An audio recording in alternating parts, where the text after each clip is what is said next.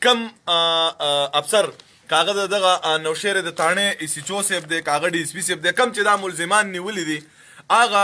افسر د پاره دلته زموږ ملګري ناست په سعودي عرب کې باقاعده دی هغه مونږ خپل نمبر راکړي یا د خپل نمبر راولېږي هغوی وایي چې دغه مینې د دغه محبت د دې نرتوب د پاره به هغه مونږ راولو بار ملک ته سعودي عرب ته عمرې له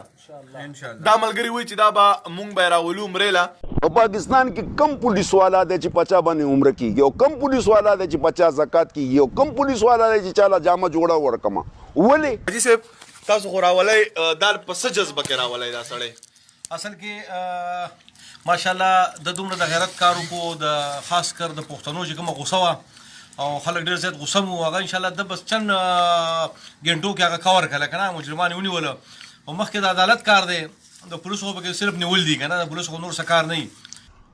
دا تانیدار او دا ډي اس پي دا سزاګانو لیکلو والا دي دا سزاګانو لیکلو والا نه دي دا ګڼکپان دي دیو هغه شی لیکي چې 50,000 والا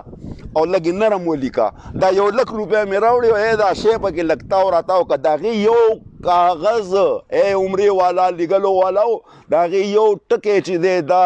مجرمان د پندې نه وباسلی شي او ته وله د عمرې ټیکټ ګورې او ته وله د عمرې د غریبانانو پیسو باندې عمرې ټیکټ د خپلو پیسو باندې ته عمرې ټیکټ نه خپلو پیسو باندې د شرابو ټینکۍ والا دي شرابو شوقیان دي دوی د جنکو شوقیان دي دوی د هلکانو شوقیان دي دوی د تباهۍ شوقیان دي عیاشۍ شوقیان دي دوی د ځمکو شوقیان دي پردۍ ځمکې خوري پولیس والا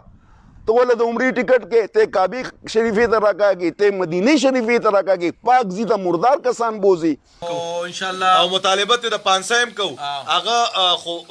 ایسیچو سے خپل لیکل دي هغه به کوي د دې کسانو سره سزا پانسي نه ده پکار هغه وخت به وله زه ټیکټ ورکم چې کله دی په چوک باندې ودرې یو امبورانو ته ولګوم او راکاږم یې دې ځمکې ته یو کس نه دا غوښه راکاږم خدای م بیخو بنیاد وباسه یو شاعر دی خلاص شوی دی خدای خبر چې په کوم طرف ور روان دی چې زه دې له انعام ورکوم او دې له عمره او یو بل غټ سری دی پردی روپۍ والی دي هغه نوم یې نه علم هغه سړي ته به ایجنټ غوندې و اوس هغه پیسې په دغه طرف خرچ کوي خدای دې غرق مه کا چې دا پیسې درسي دی اول خپلو بچو له ولېږه که بچو له دې نشي لېږلی د بې غیرته بچیانو دا شی چې کوم دی چېرته جومات کې ورکه بل څه شي لی ورکه دې ته ایس ایچ او لږ جرمونه به کړي لږ کسان به یې وجلي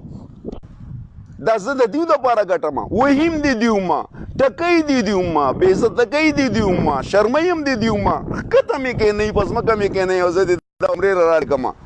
دې باندې زه عمره کوم په سپي عمره ولې نه کوم چې په دیو یې کوم یاد ساتئ پښتنو دا کسان دا ګڼکپان که چېرته دنه 1 روپۍ وغواړي که نه چې 1 روپۍ د سپي دپاره ورنه کوي ګورئ که غواړئ څوک غواړي دا عمرې دا ټیکټ دا په چوکیادګار کې ډېر مزدوران ودرېدل دي هغه مزدورانو له ورکوي هغه مزدوران هم سل ځکې په کلي کې هم څوک غریب وي هغه له ورکوي دا اوس په دې طرف باندې تاسو د عمرې په ټیکټ باندې تاسو نه خلک نه پیسې او چا له ورکوي خنزیرانو له ورکوي